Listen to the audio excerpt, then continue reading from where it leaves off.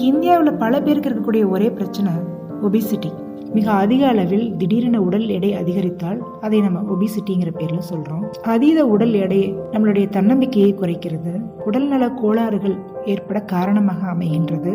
அதனால் பல மனநலவியல் பிரச்சனைகளும் ஏற்படுகின்றது. அதனால உடல் எடையை குறைக்கக்கூடிய பல முயற்சிகளில் நாம் ஈடுபட்டு கொண்டிருக்கிறோம். அதில் ஒரு முயற்சியாக இந்த குடம்புளியையும் இப்போது பயன்படுத்தி வருகிறார்கள்.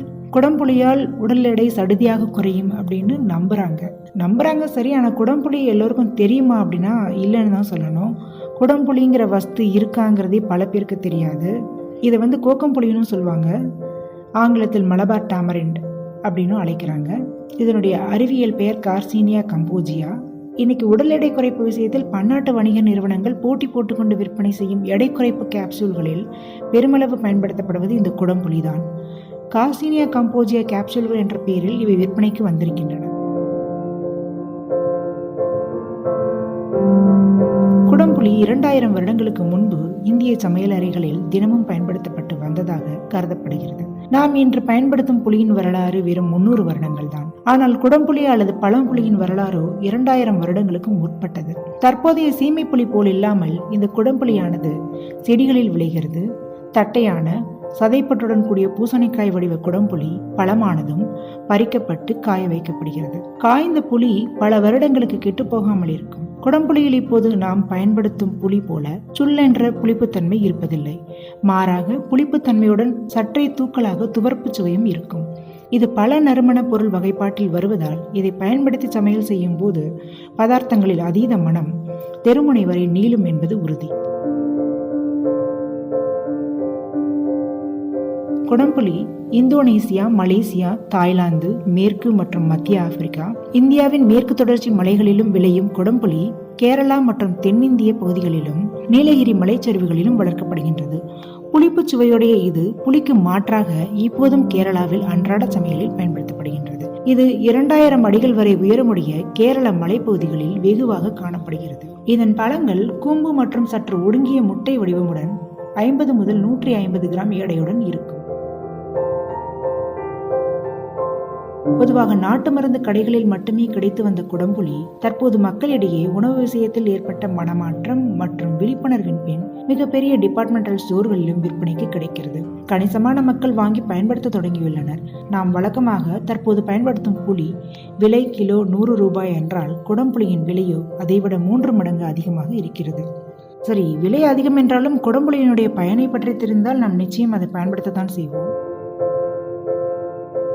குடம்புளி உடலில் செரிமானத்தை அதிகரிக்க உதவுகிறது. மேலும் உடல் எடை குறைப்பு விஷயத்திலும் குடம்புளியின் பங்கு சர்வதேச அளவில் ஒப்புக்கொள்ளப்பட்ட உண்மை.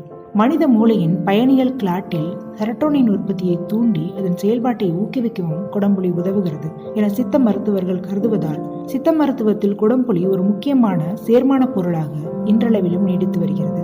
குடம்புளியில் இருக்கும் ஹைட்ராக்சி சிட்ரிக் அமிலம் மூளை நரம்புகளிடையே தகவல் பரிமாற்றத்துக்கு உதவக்கூடிய செரட்டோனின் செயல்பாட்டை தூண்டும். இதனால் பசி உணர்வு கட்டுப்படுத்தப்பட்டு உடல் எடை குறைய வாய்ப்பு இருப்பதாக சித்த மருத்துவர்கள் கூறுகின்றனர். நமது மரபார்ந்த புலி குடம்புலிதான் என்றால் அது ஏன் இப்போது அதிகமாக புழக்கத்தில் இல்லை என்ற சந்தேகம் பலருக்கு வரக்கூடும் இல்லையா?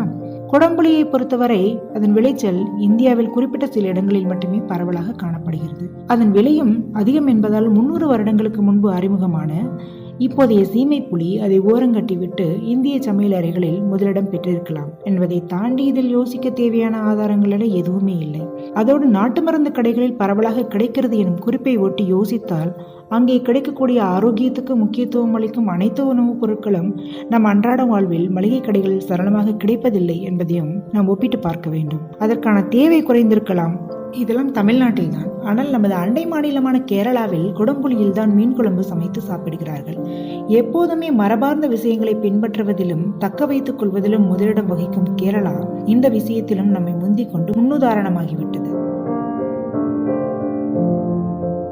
காரக்குழம்பு, மீன் குழம்பு, ரசம், சாம்பார் என நாம் வழக்கமாக புளி சேர்த்து சமைக்கும் அத்தனை உணவுப் பொருட்களிலும் குடம்புளி சேர்த்து சமைக்கலாம்.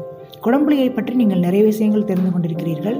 தயவு செய்து ஒரு முறையாவது குடம்புளியை பயன்படுத்தி பாருங்கள். நிச்சயம் உங்களுக்கு பிடித்து போகலாம். பிடித்திருக்கிறதோ இல்லையோ, இதனால் உடல் நலனுக்கு நல்லது என்பதை தெரிந்து கொண்டீர்கள் இல்லையா? அதனால் ஒருமுறை குடம்புளியை பயன்படுத்தி பாருங்கள். பிறகு நீங்களே உணர்வீர்கள், அது ஒபிசிட்டியை குறைக்கிறதோ இல்லையோ உங்கள் உடல் நலனுக்கு தீங்கு விளைவிக்காது என்பது மட்டும் உறுதி. மீண்டும் ஒரு சுவாரஸ்யமான தினமணி பைட்ஸ் வீடியோவுடன் உங்களை சந்திக்கிறேன். வணக்கம்.